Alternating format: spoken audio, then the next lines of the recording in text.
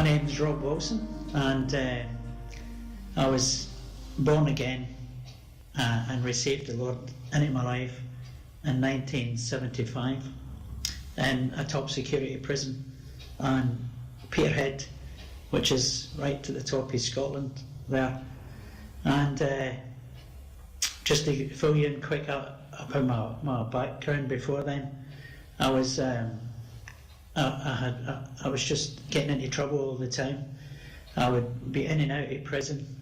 I'd been in Boston, and I found myself in Berlin prison, which is in Glasgow, and it was there that I was transferred to Peterhead prison, further up in the north of Scotland. And my life before then was just parties and gangs and enjoying everything that way. But I really believe in that kind of life.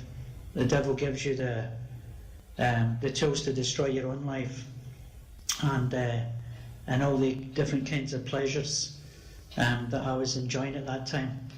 But in Peterhead prison, I met a guy who had been a backslidden Christian, and he was holding meetings in his prison cell.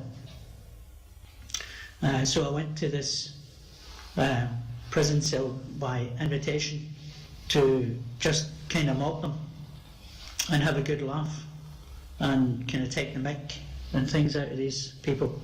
And when I went there, I felt convicted. I did say different things when I spoke about how I didn't believe any of that rubbish. And but what happened was they prayed for me, obviously, before I'd gone there. And the guy that was running, his name was running this cell group was Robert Green, who had come to the Lord through the Salvation Army. And he was in prison for forging checks. He was very good at it. Lived in big hotels and spent loads of money he never had through cards and checks. And anyway, when he backslid, he ended up in prison. And this is when he repented and came back to the Lord. And I went to his cell. And he gave me a book, because I was so hard against him. He gave me a book. He said, "This book is for you," and he put this book towards my face. And the name of this book was "Satan is Alive and Well on Planet Earth." And it was a book by a guy called Hal Lindsey, who was a prophet minister in America. And anyway, I took this book back to my prison cell, and I laid it on my seat, and I just forgot about it. But every time I came in, through going to recreation and work and different things, every time I came back to my prison cell, this book was, it was annoying me, because I knew there was something, probably through their prayers, I don't know, but there was I knew there was something trying to stop me reading this book. And I remember saying to myself, whoever you are and whatever you are, you're not going to stop me reading this book. And I grabbed the book and I started reading it. And as I was reading this book, Hal Lindsey made a very good job speaking about things in the media at that time. Things that were black and things that were white, things that were God and things that were the devil, things that were bad and good. He made a good job in this book about splitting everything you do in life between good and bad, God and the devil. And at that time I didn't even believe that there was a devil, and I didn't believe there was a God at that time either. But after halfway through this book, I was convinced, through what he said in the book about and what was in the news and the media at that time, I was convinced there was good, bad, and there was a God and a devil. I was absolutely convinced halfway through the book. And then in the book he tells you how to be born again. And my thinking at that time, if this is rubbish, then it won't work. But if it's real, then it will work. And I'd also emotions going on at the time, which I was thinking, I was beginning to see my life through reading this book and the true light it was in, because before I couldn't see that. In other words, I could see how my life was in a mess, but I would never admitted that before, because I was enjoying it. I was enjoying all the pleasures, the sin and drugs and everything else. I sold drugs in Glasgow. I ran about with gangs and different things, and I even headed one gang. But the thing was, at this time, this book, to me, was speaking about my life. And I decided to take up this challenge and test and see that if God is good or if God is real, and his words in the book. And I got down on my knees and I asked Christ into my life. Just, the gospel is really simple. You say sorry for your sins and your past, because everybody's sinned. We're all sinners. And I got down on my knees and I said, let's have a go. If it's rubbish, actually at that time I used the word crap. If it's crap, it won't work, because that was my language, and I swore as well, different things. And when I asked Jesus to come into my life and I said sorry for my sins, my past sins, I couldn't remember there was so much past sins, and I thought, if he's God anyway, he knows them. So I said that to him. Well, I can't remember.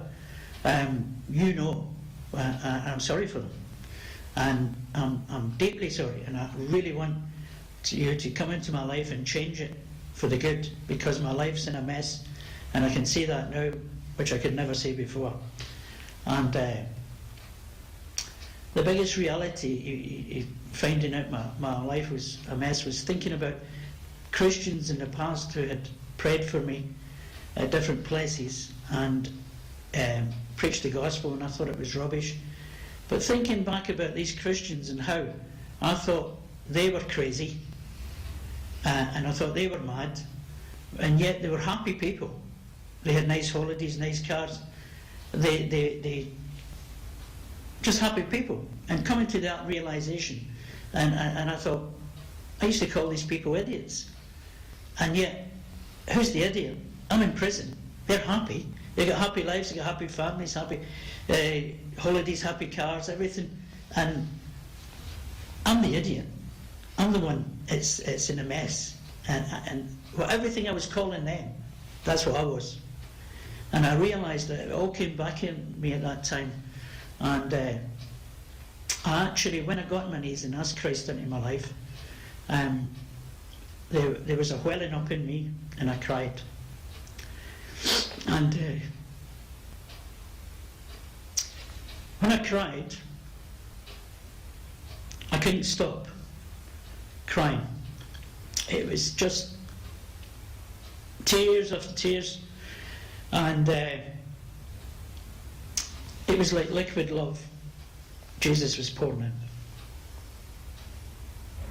And you know, you can ask Christ into your life, but here I was in a prison cell, and I knew that if this was going to work and it was going to be real, I had to be sincere.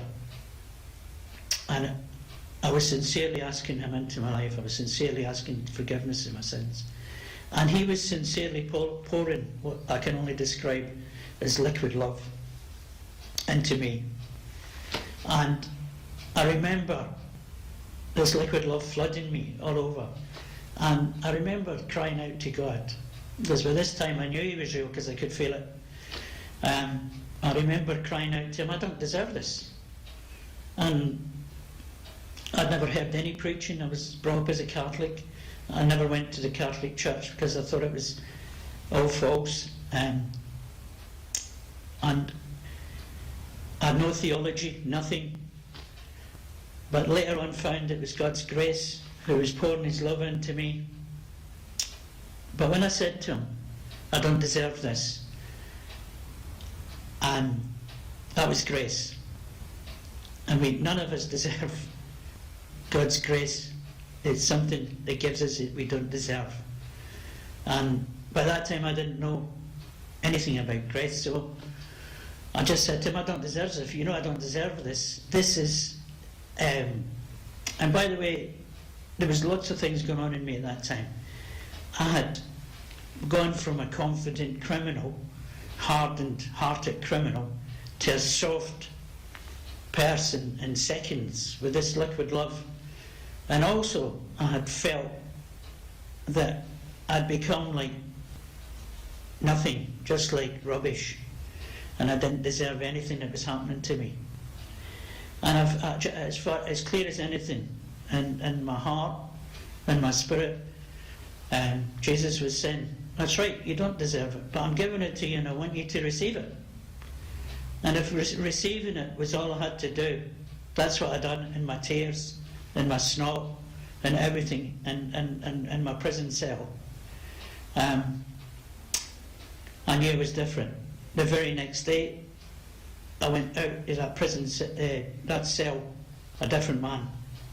I knew I was completely different. And I started witnessing, and that was the start of my evangelistic ministry, because that's what the Lord had called me to. It was natural to me to witness and to speak to people. So I was completely different. I was a new person. And I knew I was a new person. And for the first time in my time in this prison, in Peterhead, top security prison, for the first time I felt free. It's a funny feeling. You're in prison, they're locking you up every night, but you feel free. And you don't care if they lock you up every night like you used to. And I just felt so free. And the feeling was amazing.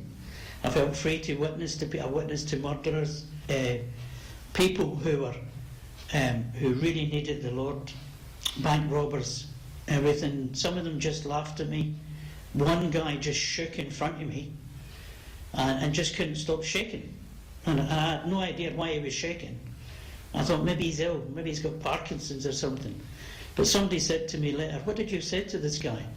And I said, I just told him about Jesus' love and how I'd asked him into my life in my prison cell the night before. And he said, this guy is in for killing a person, strangled a person. And he worships Satan in his prison cell. And he just couldn't stand in front of you without shaking. And we're wondering why. And I said, I don't know why. I've just told him what's happened to me. But that was the beginning in 1975. And since then, I came out to my Catholic family. Oh, I asked for a Bible in first, and I just soaked in the Bible the rest of my sentence. And I went out and I witnessed to my family. And out of 6 boys and 2 girls, most of my family all came to the Lord. They're pastors, teachers, and in the mission field now. That's my testimony.